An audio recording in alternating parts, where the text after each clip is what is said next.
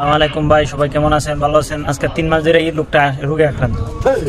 না হাইতে হুগে গেছে গা। কাজ আইলে কাজ করতে মন চায় না, ঘুমাইলে শোয়াতে না, হার হইলে মাথা ব্যথা সব কথা ঠান্ডা। আর কারে কখন কিভাবে খাওয়া মানে ইয়ে করে লাগবো, ধরবো কারে কেমনে ধরবো, কেমনে মাইরা খাইবো এই চিন্তা করে। 6 দিন ডিউটি নাই, আমার ডিউটি আছে। কালে করা নিছে আমি কালকে আইছি, কালকে নিয়ে বেটা ধরা কি ধরা 20 তো মারছে ধরা কি কালা আমার 2 দিনের লস কালকে।